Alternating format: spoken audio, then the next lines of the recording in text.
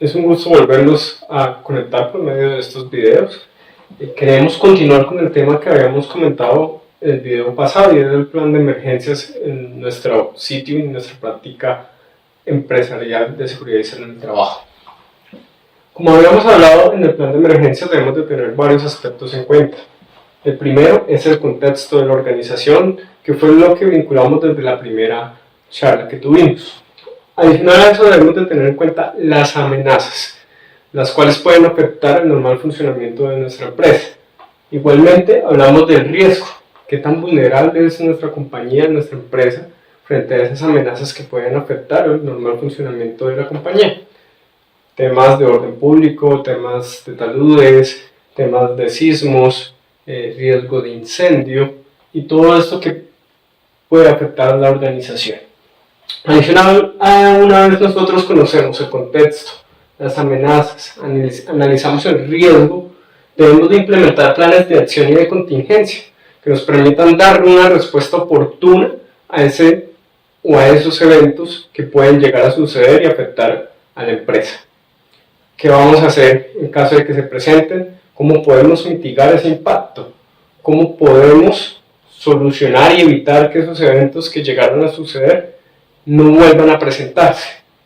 Además de eso, debemos de generar planes de ayuda mutua, como con las empresas del sector u otras entidades públicas, bomberos, defensa civil, hospital, administración municipal, podemos llegar a acuerdos que permitan dar una respuesta adecuada a esos eventos, a todos estos eventos que pueden suceder. Adicional a eso, vamos a ver un tema de gestión de peligros y riesgos. Y para eso es muy importante que entendamos primero estos términos que son fundamentales: peligro, riesgo y control. Inicialmente el peligro lo vamos a conocer como una fuente potencial de daño. Es todo aquello que puede llegar a generarnos daño, ya sea una persona, un lugar, una herramienta, un equipo, que al manipularlo nos pueda generar daño. Y cuando hablamos de daño, hablamos de la persona, es decir, qué daño puede generar a las personas, porque en otros contextos podría generarse daños a la infraestructura, a los equipos, pero cuando hablamos de seguridad y salud del trabajo nos referimos de daño a las personas, y este daño se puede dar en accidentes de trabajo o enfermedades laborales. Entonces esos peligros son esas fuentes potenciales de daño, es decir, fuentes que me pueden generar accidentes de trabajo o enfermedades laborales.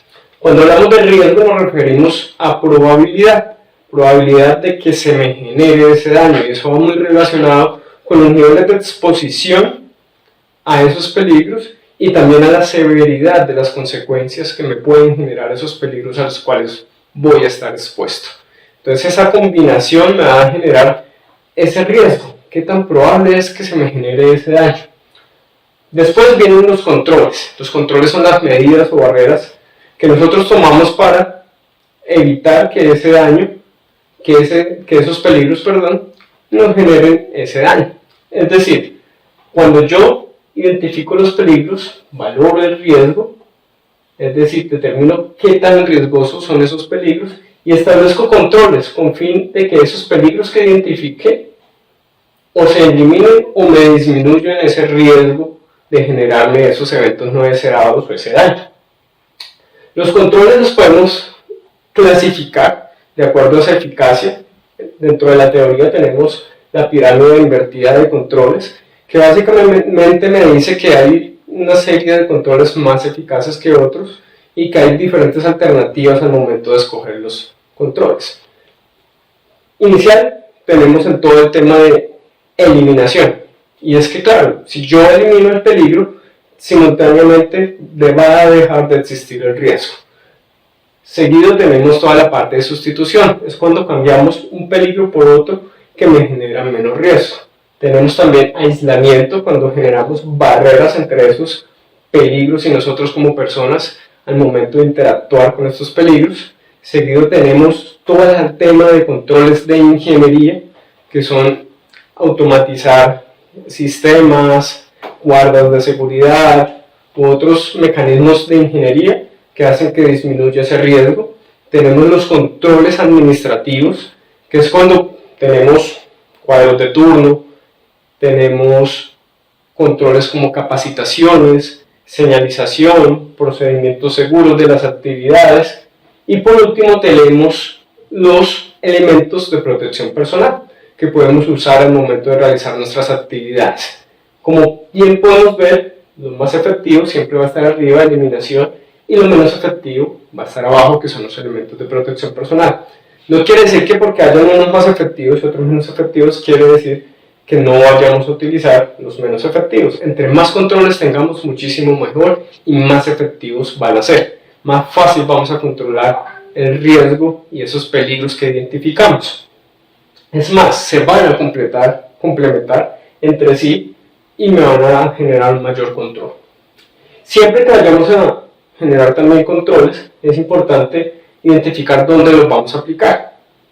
En la fuente, en el medio o en la persona. Ejemplo, cuando tenemos un equipo que genera ruido y tenemos una exposición al ruido que sería el peligro, podemos establecer controles en la fuente, mecanismos que me ayuden a disminuir directamente en el equipo, en el motor, silenciadores, bandas de teflón y demás que me ayuden a disminuir la generación de ruido directamente en la fuente. Puedo tener controles en el medio y son cabinas insonorizadas que me ayuden a disminuir el tema de resonancia y de ruido en el área y también que no me afecte otras áreas.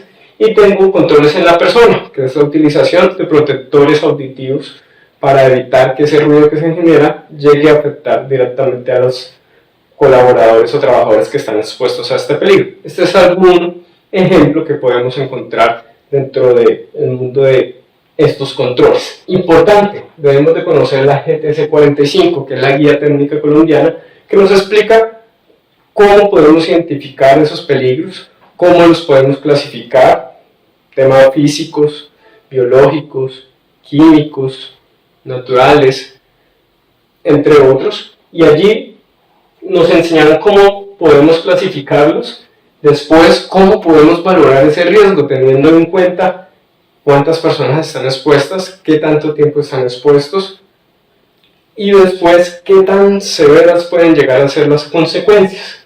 Una vez que nosotros tenemos identificado los peligros, valorado el riesgo, podemos empezar a establecer controles que me ayuden a disminuir o eliminar el peligro.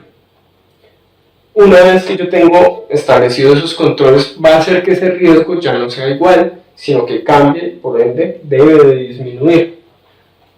Es importante que dentro de ese análisis o ese panorama que nosotros debemos de generar de los peligros, entendamos dentro del contexto de nuestra organización dónde se encuentran esos peligros, cuáles son las áreas afectadas, cuántas personas están afectadas por esos peligros o cuántos de esos colaboradores están expuestos a esos diferentes peligros y dónde van a estar, cuáles van a ser.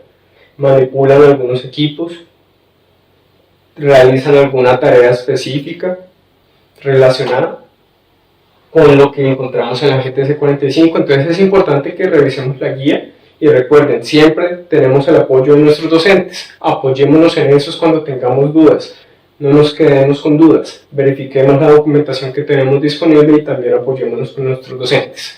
Así que muchas gracias, estaremos siguiendo con nuestros videos para poder aportar y seguir fortaleciendo esas prácticas empresariales que estamos realizando. Muchísimas gracias y hasta una nueva oportunidad.